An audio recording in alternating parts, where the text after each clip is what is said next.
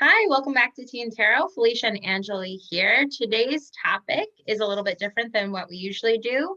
We're going to be talking about twin flames, and also to karmic relationships, soulmates, and what's the difference. So why don't we just dive right in and let's define them. Well, it's going to take more than a few minutes to define each one, right? Okay, so why are we even bringing this up? First of all, let's just start there. Why is this an important conversation to have? What do you think? I think ultimately because we want to help people, right? We want to help people heal. And by understanding each of these and what is their purpose, we can help people ultimately know how to manage them, right? Mm-hmm. Am I in a soulmate relationship? Am I in a twin flame relationship? And if so, what would our guidance be? Based off our beliefs of what these relationships are meant for. I also think that some of these relationships, like twin flames, can cause a lot of ruckus, right? They can cause a lot of pain. They can disrupt families. They can be very disruptive to someone's life. And I think educating people properly on what these relationships are meant for and giving them the tools to empower them is ultimately what I think we're trying to do here. Yeah, so just maybe provide some clarity. If you kind of have a better idea what sort of relationship it is, then you know what tools to use to help navigate through it. Yeah. Another thing you and I kind of chatted about before this was maybe some questionable ethical behavior from maybe some readers or astrologers who work within the twin flame, I'm going to call it industry. There's a lot of money to be made. You just keep telling someone there's hope. Just come back next time. Let me know what's new, and sorry, go ahead. No, absolutely. And not to stomp on anyone. And, some people might not like this conversation and might disagree. That's totally okay. We are in agreement that, it's very unethical to keep someone in that loop because, again, like ultimately, is this healthy or unhealthy? It's not about, oh, this relationship is this magical, meant for me, yada, yada, yada. Is your behavior healthy? What is it doing to your life? Are you, forgetting about your children and leaving your partner to go after this relationship that you think you're destined for? Like, that is not healthy. Yeah. And, I think very easily, if you're coming to an astrologer and a reader so many times and spending hundreds, if not thousands of dollars, you start getting to a place where you're looking for a specific answer. You're looking for fortune telling, and it's no longer about your self-development and personal journey. It's all about what's this other person going to do and kind of hanging on to that hope. That doesn't feel very healthy to me. Or empowered, right? Like Or you're empowered. literally giving your power away, right? And longing for this person or this fantasy, right? And so, yeah, I think there's a lot of confusion out there. And I've heard of people who, spend thousands of dollars, spend years. Like I've heard of other people having to get restraining orders against people like this. Like it gets out of control. Absolutely. So karmic relationships, soulmates, twin flames. How I kind of look at it as karmic relationships is sort of this umbrella term that these other two fall into. I see karmic relationships as being positive and negative. And I don't even like to use those words. I see it as being pleasant and unpleasant. Yeah, there we go. That's better. Yeah. And with soulmates, they can be both pleasant and unpleasant experiences for sure. However, from my spiritual beliefs, I see soulmates as, you create a soul contract before this life, and you know that you're going to run into each other and it's going to support your growth, and that might feel really good. Right? So you fall in love, you meet a great person. Yeah, you have some ups and downs, but overall you become a more evolved version of yourself, right? You learn some of the lessons of previous lifetimes, right? And then there's also these soulmate relationships that really do challenge you. But again, at the end of it, hopefully you've learned and taken something from it and evolved. I know we're going to dive more into this, but the twin flame is like a whole other level of that, like way extreme past soulmates. And I think there's definitely ascension and evolution involved in twin flame relationships. But my personal belief, I'd be hard pressed to think of any example I've ever seen where someone's in a true twin flame relationship and that ends in union. Yeah, I agree. So I feel like I think we share pretty similar views on this. So soulmates, life partners are kind of, the ones that I think we want to go for. They life partner, they are the ones you can make a life with. Soulmates, like you said, they can be pleasant or unpleasant, right? They come into our lives to teach our soul a lesson, right? And they can be our children, our partners. And I'm in agreement with you. There is not one true soulmate, right? There are many soulmates. Lots, yes, in lots life. of soulmates. And so I think that like you said, they don't always have to work out, right? It doesn't mean that you need a soulmate, you have to be with this person. What it means is that this person is going to probably teach you profound lessons, or impact your life in some profound way. Yeah. So karmic relationships, again, like you said, an umbrella term. So I think all the things, soulmates, life partners, twin flames, I think they're all karmic, right? In nature. Yeah. I think karmic just basically means fated to some extent, or maybe we're even paying off karma in some way, or getting good karma, right? Right, getting karma, dharma, So I think that's how we look at it, and like maybe we're a karmic relationship, right? I 100% believe that we are soulmates and karmic. Right. Like you've come into my life to teach me something, to show me something. And sometimes we don't know that lesson until much later. Sometimes we know it immediately, when you just click with someone, right? You just meet them and you're like, wow, like this is easy. So I think that these relationships are usually more healthy. But again, they don't always have to be. I don't think there's any black and white, thing when it comes to these types of relationships. But I think I'm going to say something that might controversy. People might not like this, but I even argue, is there even such thing as a twin flame, or have we just created this term to rationalize inappropriate behavior or an inappropriate relationship? Okay, I think that's a fair discussion, right? How do we actually know, right? It's just, yeah. So I'm going to just put that out there. Yeah. And just kind of, I sort of already mentioned this. You talked about how when you meet someone and you sort of insta click with them. I kind of, with a soulmate, I feel like, again, people are coming in here to challenge you. Let's say you meet someone and you're instantly repelled by them for some reason, or there's just something about them that just really irks you, gets you the wrong way. I think that there's an important something to be learned there, something that needs to come into awareness. And another thing too, I don't always think that soulmates end up being these the deepest relationships, right? Good friends, family, partners, right? That makes sense what a soulmate is. But let's say there's someone you work with for 6 months who just irks you and gets you the wrong way, but it brings up a lot of stuff for you, and they're in and they're out. I don't think that, means that they weren't a soulmate. I just think it means maybe it was a karmic relationship of some sort. I don't know, right? Totally. And I've had people like that in my life where, yeah, you're instantly repelled, or they bring up an insecurity in you, or it could be someone you work with. It could be someone at the local coffee shop you go to, and you skip the time because you're like, I just don't want to be there when that lady's in line or whatever. Yeah. And so, yeah, if there is someone in your life like that, go within, check in. There is something that person is trying to teach you. I always say, it's so corny, everyone is our teacher. We're always students, if you're willing to look at the lesson. But like you said, most of us would just be get out, close the door. Yeah. Well, just kind of tying it back to what you originally said when we first started, what's the point of even categorizing all these things, right?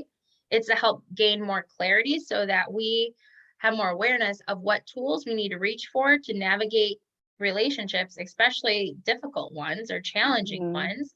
And I mean, I would even argue really happy ones, so we don't become enmeshed in them Mhm. and lose our sense of self, right? Right. So does it even matter? Yeah. Like if someone comes to me, is this soulmate? Is this karmic? Well, yeah, it doesn't matter, right? Does it really matter? Like, are you empowered? Are you in alignment with you? Are you healthy? Or like, is this dynamic healthy? Is this dynamic appropriate? Yeah. And I think those Yeah. are the bigger questions to be asking. Whether then, this is my twin flame. I just I have to have quit to my stay with job them. Yeah, and right. flee the country or whatever. Yeah. It gets a little intense, man, when someone like holds on to that term twin flame, right? They'll defend it against all odds. I want to talk about that because I was pondering that. Like, I like, from a therapist standpoint, right? If I have a client defending something like that, I put that back on them. Like, what in you feels like you have to defend this title, right? Like, Hmm. this is a twin flame. This is my one and only. And I think on some level, a lot of us we want to like put our relationship on a pedestal. Like, this is the best relationship. My relationship's the best. I have this twin No one flame. I else. have this soulmate. I have I'll this. never connect with anyone like this ever again, right? Yeah, we want this, I don't know, this glamour. And I always challenge people, what's so bad about just being in a happy connection with another person? Why does it have to have all these bells and whistles? Like, Right. why do you There's need probably that? some other Get issues into there that, though. Let's right? like talk about what even a twin flame is. Like, how would you define it if you were going off of these categories, right? Like, what differentiates a twin flame, so to speak, from a soulmate or just sort of a run of the mill, if you will, karmic Mhm. relation? So I believe, as much as we romanticize this twin flame terminology, Mhm. it's basically a mirror, right? This person is showing you parts of yourself that still need to be healed ultimately. Mhm. And so Okay. they bring up fear, rejection, abandonment, all this. And that's actually what makes you like pursue this person or just feel like you need this person, because on some level, there's a part of you that's just not loved, right? Mhm. And you're seeking that through this other person. Would you Yeah. agree? Yeah. I mean, I guess then, well, for defining, because we kind of said something similar about soulmates, right? Like there's sort of this instant attraction and like they can both challenge you and, be the best thing that happened in your life. But what kind of takes it to that level of twin flames though? I think with twin flames, it's like a roller coaster ride. Yeah, I'd say so. I think it's dysfunctional. Again, if that terminology exists, if it's a true thing, if the twin flame exists, then I think it's highly dysfunctional. I think sometimes it can be inappropriate. I've heard a lot of people who are like, I'm happily married, but left my twin. You're not happily married. Right. Like, come on, like, Yeah. get real with yourself. Like, if someone else can, if you just meet someone and you're like, I'm gone, like, you're not happily married.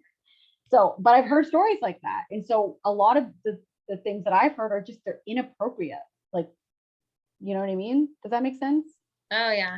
Well, so, I think in my own personal journey of, going through a twin flame relationship, I definitely dove in deep in the YouTube wormhole.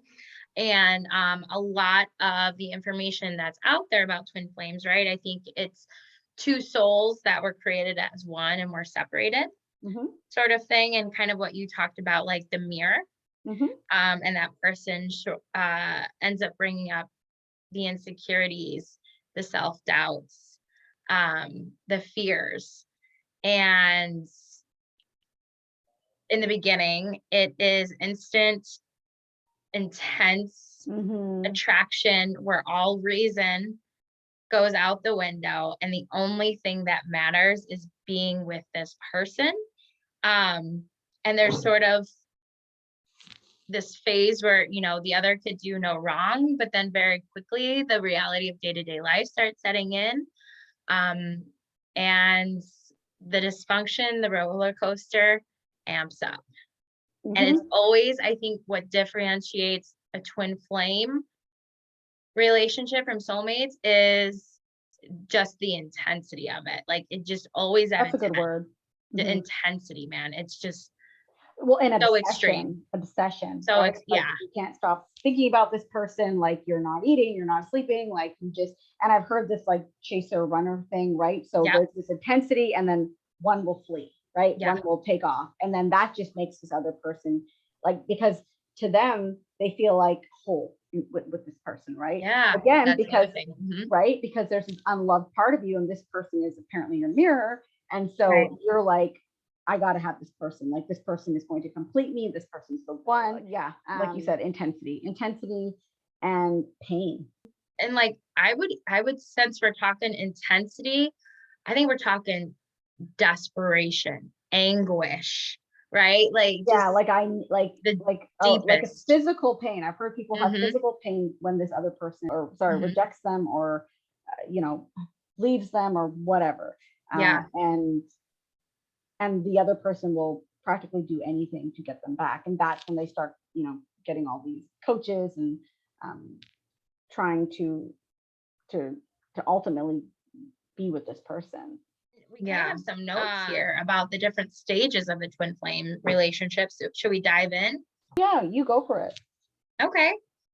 So let's see. Distinct stages, yearning for the one. I think that's where we kind of talked about a little bit. Period of perceived lack and this knowing that there's someone out there who's going to make you whole. This is very idealized, Mhm. romanticized, um, optimistic This is state. very Disney, it's like, Very Disney. yeah. Yes.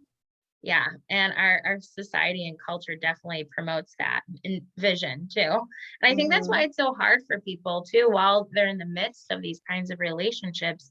Oh no, everyone told me that there was only one person. There they are, there they go. I'll never be happy again. Right. There's nothing to hope for. Right. So if you have that belief, I can understand why you'd be like, I got to get this person. So So I think desperate. Yeah. putting it out there that there's not just one person for you in this life. Like there is absolutely not. Yeah. And you know, there's often with the twin flame, sometimes we talk like, I'm going to share my thoughts after this, but like, so you mentioned those two phases, and there's the falling in love, there's a honeymoon phase. Hmm. Um, and then, We all know what that feels like. right. Just everything's perfect. It's all projection, right? You're projecting on them, they're projecting onto you. You're both perfect. You have no Yeah. flaws. And Never then, do no wrong.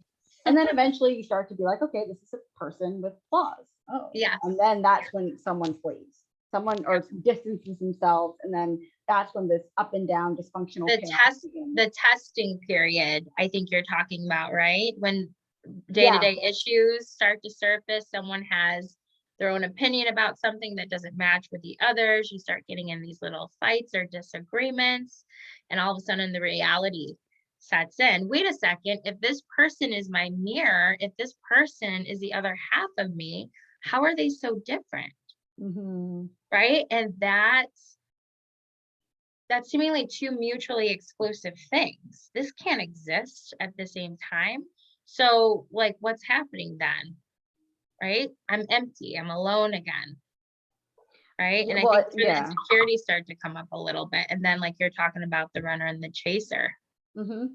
And when we look at these, like, I looked this up because, I'm not like a twin flame expert or anything, but, I want to look at like, because I've heard of phases, right? But when I was looking at it, I was like, you know what? This sounds a lot like trauma bonding, Yeah. right? And so for those who aren't familiar with trauma bonding, a lot of people think trauma bonding is you both have trauma and you bond. That is not trauma bonding. Trauma bonding is essentially when someone has had, during childhood, they had neglect and abuse, and from caregivers or, whoever their caregivers were, whether that was their parents or someone else. And so the Yeah. child begins to associate love and abuse, right? Love hurts. And Yeah. then they become an adult and, they subconsciously will seek someone out that will hurt them. And then they latch on. This is love, right? And so they have this contorted view of what love should look like because of those earliest relationships, and then they get and then they'll literally repeat them. I've seen people literally marry their parents, right? Oh, yeah. Mom was Yeah. an addict, partner's an addict, and they go through the same highs and lows, and it's just this roller coaster of oxytocin and serotonin and dopamine, and it's no different than someone who's addicted to heroin, like literally. Yeah. No, absolutely there. Okay. So someone who's in the midst of this addictive cycle, trauma bonding, right? I mean, how incredibly difficult to try to tap into that logical, reality-based state of mind when you're caught up in the midst of it, right? How do you start pulling away? How do you even recognize that you're in that when you're just so flooded with, like you said, dopamine, serotonin, oxytocin?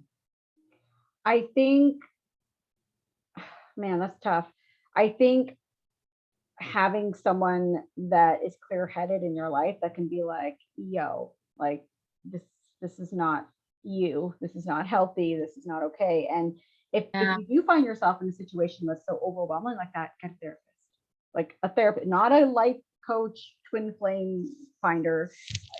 Get a therapist that can help you really understand yourself in this, because that's what it's about. It's about you. It's not Mhm. really about the other person. I don't know. Do you agree with that?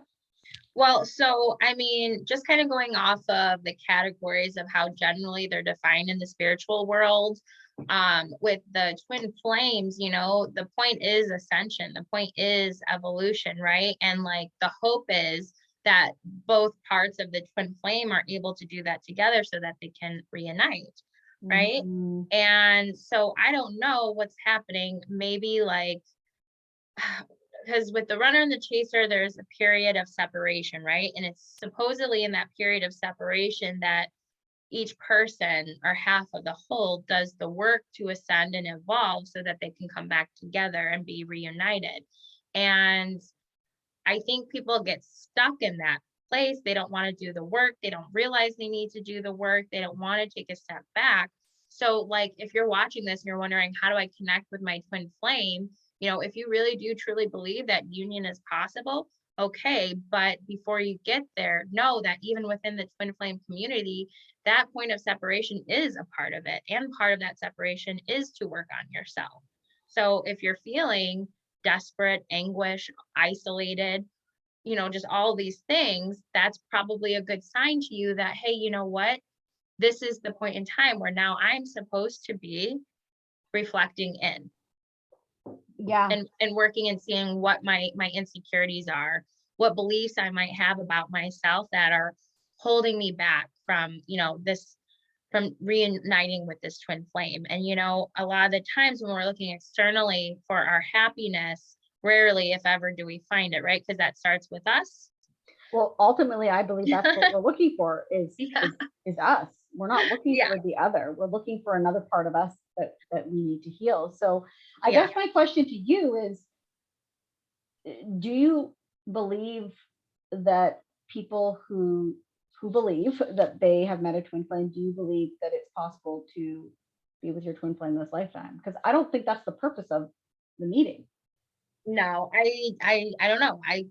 Like I said, I could be wrong. Maybe it exists. I'm not the all-knowing being, but it's just I don't see people who are in these sorts of toxic relationships, because that's what they are. They're toxic relationships. Hmm.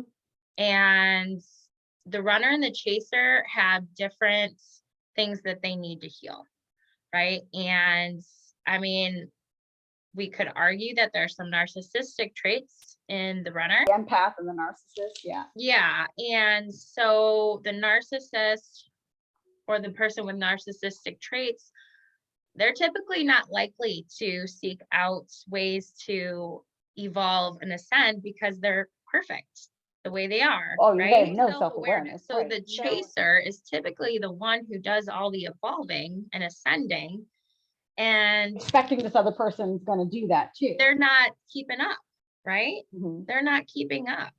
And so if you're at a point of ascension and the other your other half, so to speak, is still down here, how is union going to happen? Mhm. Right? And so that's why it could, I don't know, but it just doesn't seem like that's how that works out in one lifetime.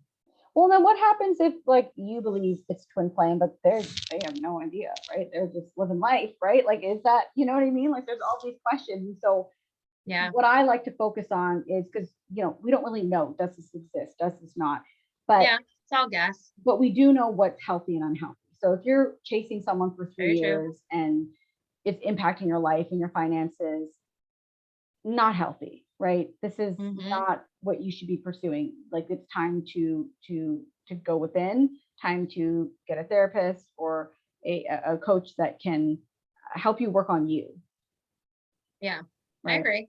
So what are some basic skills someone who's in or thinks they're in a twin flame relationship, and they're starting to notice some trouble in paradise, and they're finding that they're having more nights than they want, where they're maybe crying into their pillow, calling this person or texting this person, multiple times, forgetting all other responsibilities or pushing things to the side. Like, what do you think are some practicable action steps that someone should move towards?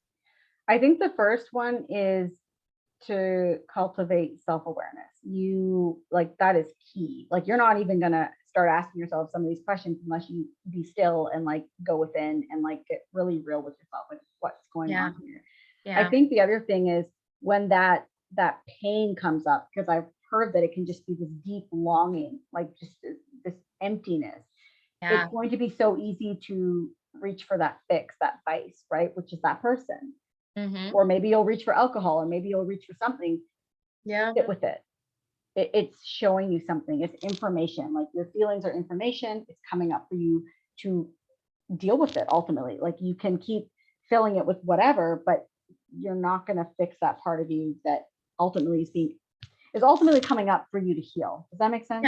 Yeah. Well, I mean, also too, like, if it's just too hard to kind of sit with it yourself too, I mean, call a loved one, call a friend, call a crisis line. I worked at a crisis line for a while, and no one specifically brought up their twin flame, but they definitely brought up some really tough spots there in dealing with their partners, right? Like, I mean, if you feel like you really have no one to talk to, call a crisis line. They're free. Don't call a psychic hotline. Don't, That's like $1 a minute or something. At least, no, they can be like upwards to 5, 10, even more. Well, I think that's another thing. People, they reach for like the psychics, they binge watch the twin flame readings and stuff like that. Yeah. And I think to have someone to talk to, again, whoever it may be, but that's not going to feed you fairy tales or feed into the delusion. That's going to get really real with you. And, do inner child work. I think that's a huge thing. So what part of you cannot let go of this person or craves this person? That's that unloved part of you that needs to be healed. Yeah. Inner child work. I mean, it's not fun. It's not fun, and it's way more detailed and nuanced than we could ever talk about in even like 20 minutes, really. There's just so much to it. But I, whenever I'm working with someone where, we talk about the inner child at all.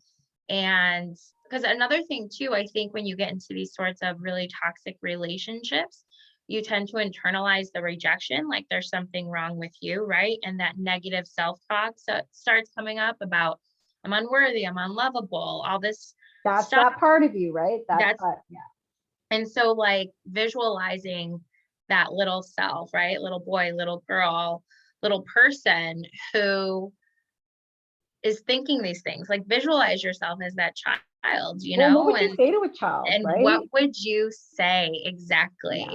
That's how because people kind of get stuck. Well, what am I going to say to my inner kid? I don't know. That's weird, right? Funny enough, when I've done inner child work with clients and therapy sessions, when you actually do it, the waterworks come. It's rough. It's a rough one. People think like, oh, this is weird, and then they do it, and you just see like the tears just pouring out, and it shocks them so many times. They're like, I don't know what's happening. Like, why am I It's hard. crying? We're not used to being kind to ourselves. And I don't think we're used to seeing ourselves in that vulnerable state, right? We kind of put all these layers on top of it. But okay, let's go on. So what are some other things? Yeah, there's a few other things. So do not abandon your life commitments and responsibilities. Like, and I know that sounds a bit extreme, but I've heard stories where people Oh, it's do happened. extreme Hmm. things, like do not just sell your house and move. Do not, divorce your partner that you've been with for 15 years. Like, You'll see people start calling off of work, not meeting deadlines.